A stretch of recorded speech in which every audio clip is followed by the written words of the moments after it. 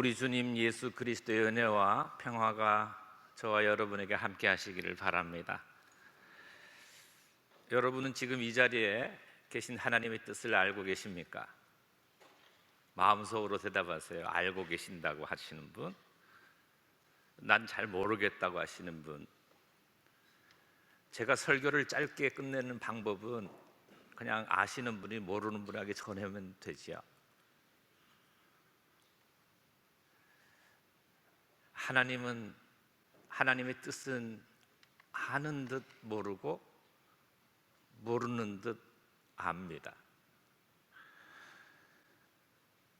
본문의 내용은 우리가 잘 알고 있는 예수님께서 순환의 절정을 향해서 가시면서 순환을 앞두고 겟세마네 동산에서 제자들과 함께 가셔서 거기서 기도하시는 예수님의 겟세마네 기도 단락입니다. 그 핵심 주제는 하나님의 뜻입니다. 이 단락에서 뿐만 아니라 마태복음 전체가 하나님의 뜻을 실천하는 하나님의 의를 다루고 있고, 마태복음에서 제일 첫 번째 나오시는 예수님의 긴 설교 말씀인 5장에서 7장에서 산상보훈 전체도 하나님의 뜻에 그 초점이 맞춰져 있습니다.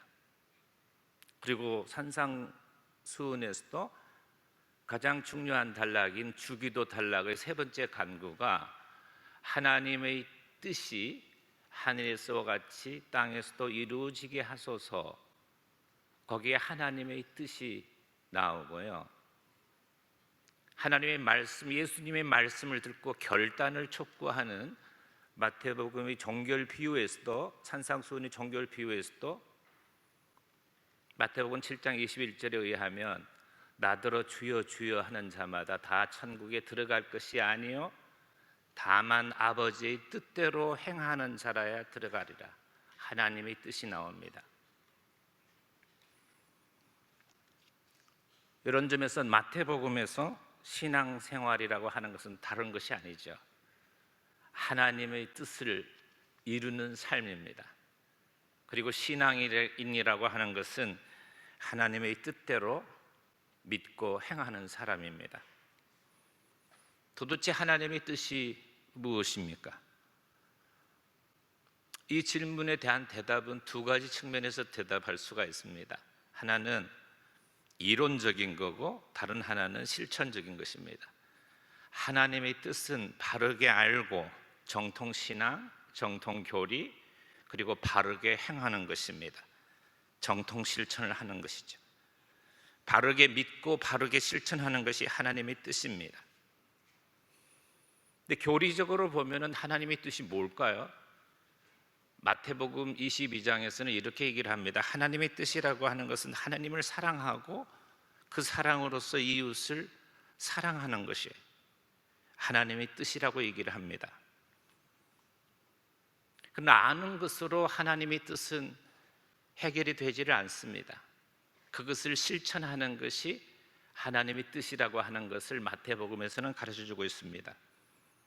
조금 전에 말씀드린 마태복음 22장 34절로 40절 단락에 보면은 바리새파와 한 패거리인 율법사가 예수님을 시험하기 위해서 가장 큰 계명이 무엇인가를 묻습니다.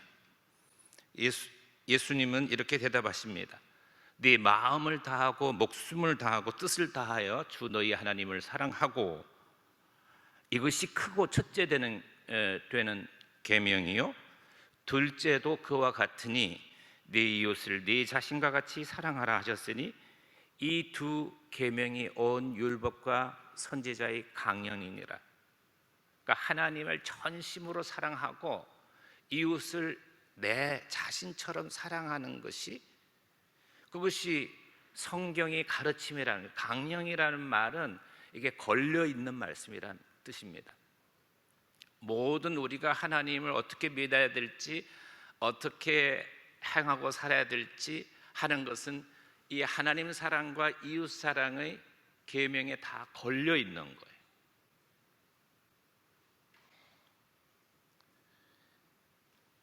특히 마태복음에서는 둘째도 그와 같다, 이웃사랑이 하나님 사랑과 다른 게 아니라고 하는 것이죠. 근데 여전히 우리가 예배 잘 드리고 경건 생활 잘 하는데 이웃사랑이 없다거나 그 반대의 경우가 된다면 하나님의 뜻을 제대로 믿고 실천하는 것이 아니죠. 근데 문제는 하나님의 뜻을 어떻게 실천하느냐는 거죠. 우리가 하나님의 뜻이 무엇이냐고 묻는 질문에 흔히 대답하는 것이 말씀대로 믿고 기도하세요. 우리 목사님들이 자주 얘기하는 거예요. 만약 누군가가 여러분에게 와서 자신의 사정을 말하고 어떻게 해야 하나님의 뜻대로 행하는 것이냐고 묻는다면 뭐라고 여러분이 얘기하시겠어요? 무책임하게 그냥 말씀대로, 성경 말씀대로 하고 기도하시면 됩니다. 제가 그렇게 기도하겠습니다. 그렇게 하는 것이 옳을까요?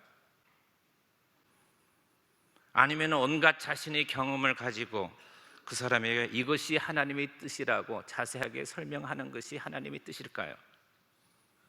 여러분은 정말 하나님의 뜻을 아십니까?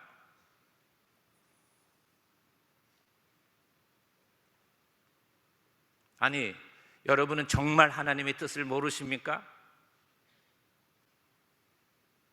정말로 몰라요? 하나님의 뜻은 너무나 명확해.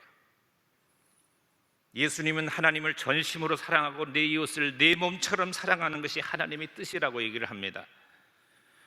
바울은 에베소 교회 장로들 앞에서 내가 달려갈 길과 주 예수 그리스도께 받은 사명 곧 하나님의 은혜의 복음을 증언하는 일에 자신의 생명조차 조금도 귀하게 여기지 아니하노라고 하고 있습니다. 하나님의 뜻이 무엇인지 알고 있습니다. 성경은 분명하게 우리에게 하나님의 뜻이 무엇이라고 하는 것을 명확하게 얘기를 하고 있습니다.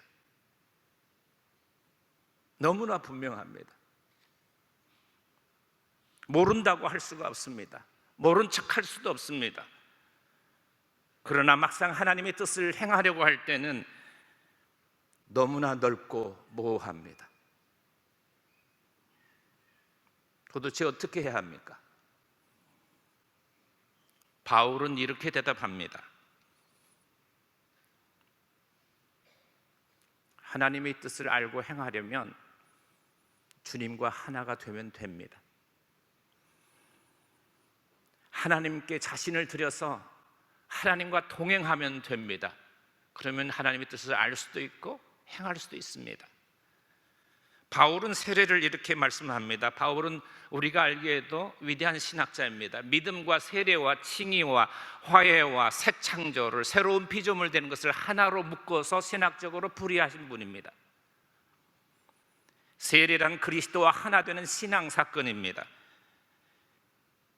그리스도와 하나가 된다고 해서 우리는 신비적 일체, 신비적인 몸이 되는 것을 의미하지는 않습니다.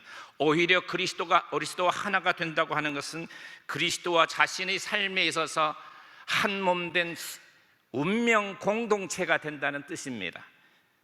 그리스도 예수와 합하여 세례를 받은 우리는 그의 죽으심에 합하였고 그와 함께 장사되었고 그의 부활하심에서도 연합한 자가 되었습니다. 로마서 6장 3절에서 5절 말씀입니다. 바울은 이런 다르게 갈라디아서에서 이렇게 말합니다. 우리는 그리스도로 옷 입은 자입니다. 누구든지 그리스도와 합하기 위하여 세례를 받은 자는 그리스도로 옷 입었느니라. 갈라디아서 3장 27절의 말씀입니다. 그러니까 하나님의 뜻 문제는 하나님의 뜻이 무엇인가를 묻는 정의의 문제가 아니요 하나님의 뜻이 무슨 내용입니까 하는 내용의 문제도 아닙니다. 지식의 문제가 아닙니다. 오히려 무엇이든지 간에 하나님과 함께하는 존재인가라는 존재론적인 문제입니다. 그렇다면 하나님의 뜻에 있어서 문제가 우리의 지식의 문제, 인식의 문제가 아니라 존재의 문제라면 도대체 어떻게 행해야 하나님의 뜻을 행하는 것입니까? 대답은 로마서 12장 2절에서 찾을 수가 있습니다. 그 전제들은 이렇습니다. 그러므로 하나님들아 내가 하나님의 모든 자비심으로 너희를 권하노니 너희 몸을 하나님이 기뻐하시는 거룩한 산 제물로 드리라. 이것이 너희 영적 예배다. 그 말씀을 하시고 이어서 이렇게 얘기를 합니다.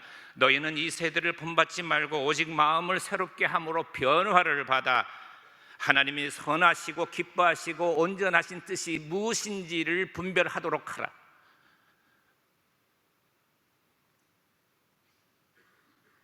우리가 행해야 될, 그리스도와 하나가 된 우리가 행해야 될 하나님의 뜻이 무엇인가 하는 하나님의 뜻의 성격을 얘기하고 있습니다. 첫째는 하나님의 선하신 뜻입니다. 그리스도인으로서 악한 뜻이 아니라 선한 뜻을 행하라고 하는 것입니다. 이 로마서 12장 1절 2절의 뒤에서 설명하는 구절들을 보면 17절에서 20절에 이렇게 얘기를 합니다. 아무에게도 악을 악으로 갚지 말고 모든 사람 앞에서 선한 일을 도모하라. 너희가 친히 원수를 갚지 말고 하나님의 진노하심에 맡기라. 원수 갚는 것이 내게 있으니 내가 갚으리라고 주님께서 말씀하셨다. 네 원수가 줄이거든 먹이고 목마르거든 마시게 하라. 그리함으로 네가 숯불을 그 머리에 쌓아 놓으리라. 그 사람을 변화시키는 것은 그 사람의 머리를 화끈하게 하는 거예요. 도대체 내가 저 사람에게 해코지도 하고 악한 일을 하고 저 사람과 경쟁해서 온갖 수단관과 권무술수를 써서 내가 이겼는데 그 사람을 알고 자기 자신을 되돌아보게 하고 회개하고 그 양심에 호소하게 하고 그 사람으로 하여금 숯불을 그 사람의 머리에 얹은 것처럼 화끈거리게 하라고 하는 것이죠. 우리가 논리정연하게 이것이 하나님의 뜻이고 이게 믿는 사람들이 해야 되고 하는 그런 논리적인 것들이 얼마나 우리 주변에 있는 사람들을 변화시키고 세상에 있는 사람들을 변화시키고 있습니까? 오히려 우리가 누리고 있는 가지고 있는 이 신앙 가치들이 세속 가치에 묻혀서 보편 가치를 이루지도 못하고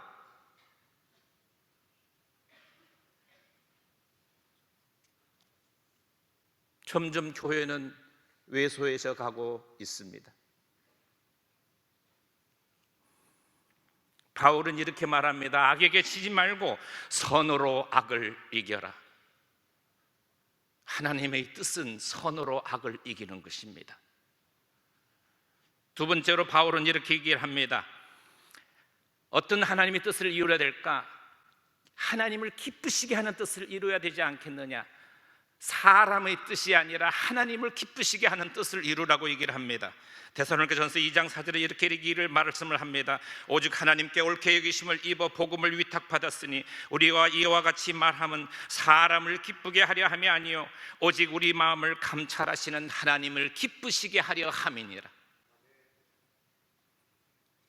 에베소 6장 6절 7절은 이렇게 얘기를 합니다. 눈가림만 하여 사람을 기쁘게 하는 자처럼 하지 말고 그리스도의 종들처럼 마음으로 하나님의 뜻을 행하고 기쁜 마음으로 섬기기를 주께 하듯 하고 사람들에게 하듯 하지 말라.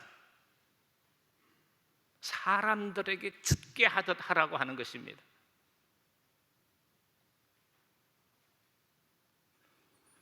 히브리서 저자는 이렇게 얘기를 합니다. 히브리서 12장 28절 29절입니다. 그러므로 우리가 흔들리지 않는 나라를 받았은즉 은혜를 받자. 이로 말미암아 경건함과 두려움으로 하나님을 기쁘시게 섬길지니 우리 하나님은 소멸하시는 불이심이니라.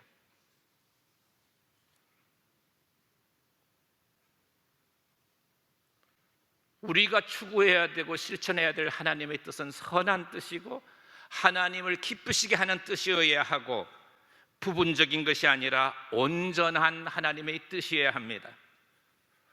우리는 신앙생활을 하면서 주님 나 사랑해요, 주님 나 사랑하시죠, 나도 주님 사랑해요, 형제들 사랑해요, 사랑합니다 수없이 얘기를 하지만 우리의 신앙이 얼마나 근시안적으로 머무르고 있는가, 우리의 신앙이 얼마나 시각장애인이 코끼리를 만지듯 하고 있는가, 얼마나 우리의 신앙이 단편적이고 편협적인가, 편애하고 편중되어 있는가. 우리 사회는 지금 진영 논리 속에 갇혀 있습니다. 복음이 기능을 제대로 작동하지 못합니다. 구원의 보편주의가 작동하지 못합니다. 태극기도 들기도 하고 촛불을 들기도 합니다. 우리 주님은 도대체 누구의 편입니까? 보편적인 구원을 베푸시는 복음의 본질성을 회복할 때입니다. 온전하신 하나님의 뜻을 분별해야 됩니다. 부분적으로 보면 옳죠. 이런 쪽에서 보면 옳습니다. 저런 쪽에서 봐도 옳습니다. 그러나 하나님은 온전하신 뜻을 이루시기를 원하십니다. 우리가 얼마나 모난 사람이고 얼마나 채워지지 않는 사람인지, 믿음 충만, 성령 충만, 사랑을 외치지만 그 외침은 우리가 충만하지 않다는 것을 입증할 뿐, 더 이상 우리 삶에서, 우리의 믿음에서 변화를 일으키지 못하고 채워지지 못합니다. 모난 부분이 둥그러야 되고 채우지 않는 부분이 채워져서 원만한 신앙 생활을 하려면 하나님의 온전한 뜻을 분별해야 합니다. 하나님께서 선하시고 기뻐하시고 온전한 하나님의 뜻을 분별하려면 마음을 새롭게 해야 합니다. 다시 새롭게 해야 됩니다. 이 마음은 누스로서 이성적인 말씀입니다. 곧 지성입니다.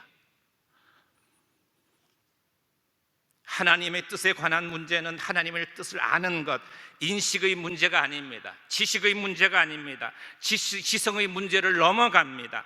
눈앞에 있는 문제 앞에서 하나님의 뜻을 알고 실천할 수 있도록 하나님과 함께 하는 것입니다. 하나님과 동행하는 것입니다. 그리스도와 연합함입니다. 이것은 존재론적인 문제입니다. 하나님의 뜻과 관련된 모든 문제는 근본적으로 또는 1차적으로 내가 주 안에 있고 주님이 내 안에 있는가 하는 존재론적인 문제입니다. 결코 인식론의 문제가 아닙니다. 무엇이 하나님의 뜻이지? 또 무엇을 실천해야 될까? 윤리의 문제가 아닙니다. 인식 문제 이전에, 윤리 문제 이전에 내가 주님과 하나가 되어 있는가? 나는 주님께 속한 자인가?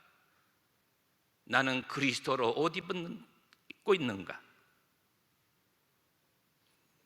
그렇지 않다면 옛 사람의 옷을 벗어버리고 새 사람의 옷으로 갈아입어야 합니다. 이제 본문을 주목하겠습니다. 본문에는 명령형 동사가 11번 사용됩니다. 그중 2번은 하나님께 대한 3인칭 단수 명령입니다. 이 잔을 내게서 지나가게 하소서, 파렐라하소.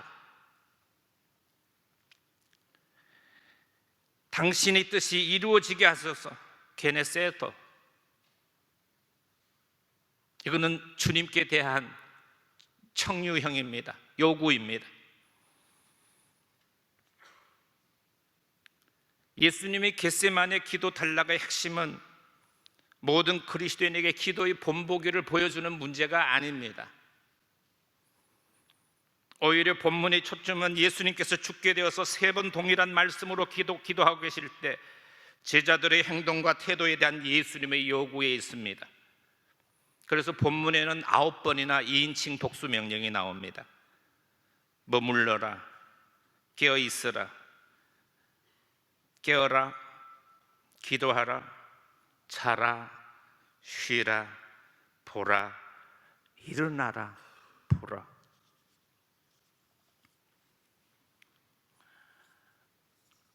이 말씀들 가운데서 2번은 보라라고 하는 말씀인데요, 주목해야 될 말씀입니다. 계시적인 말씀을 도입할 때 하시는 말씀이에요. 그 나머지 모든 말씀들은 제자들의 현재 모습을 얘기하고 있고 제자들이 변화되어야 될 모습에 대한 2인칭 복수 명령의 말씀입니다.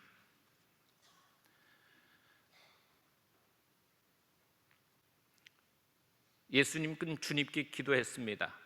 할 수만 있으면 이 잔을 내게서 지나가게 하옵소서. 그러나 내 뜻대로 하지 마옵시고 아버지의 뜻대로 하옵소서. 하나님의 뜻대로 하옵소서. 그 본질은 예수님과 하나님의 관계가 하나가 되었기 때문에 가능한 거예요. 하나님과 하나님의 아들 예수 그리스도였기 때문에. 정말 여러분 하나님의 뜻을 이루기를 원하십니까? 우리가 세례를 받았다는 것이, 예수 그리스도의 이름으로 세례를 받았다고 하는 것이 무엇을 뜻합니까? 그와 하나가 되었다는 걸 의미하죠. 그의 부활하심으로 말미암아 부활을 본받아 연합한 자가 되었습니다. 새 생명을 얻었습니다. 주님은 이렇게 말씀하십니다. 일어나라, 함께 가자. 일어나라라고 하는 것은 역시 2인칭 복수 명령입니다. 함께 가자라고 하는 것은 가정법입니다. 근데 가정법이, 2인칭 가정법이 복수의 뜻을 가지고 있습니다. Let's라고 하는, 우리가 같이 가자, Let's be going. 일어나라, 함께 가자. 주님은 지금도 우리를 부르시고 계십니다. 일어나라, 함께 가자. 아직도 내 뜻을 모르느냐? 일어나라, 함께 가자. 자고 쉬라. 이거는 역설적인 거예요. 피곤하죠. 힘들죠. 쉼이 필요합니다. 잠이 필요합니다. 십자가를 지러 가는데도 쉼이 필요합니다. 주님은 말씀하십니다. 너와 나는 하나고 내가 너 안에 있고 네가 내 안에 있어야 하나님의 뜻을 이룰 수 있다. 일어나 함께 가자. 이것이 오늘 우리에게 주시는 하나님의 말씀입니다. 기도드리겠습니다.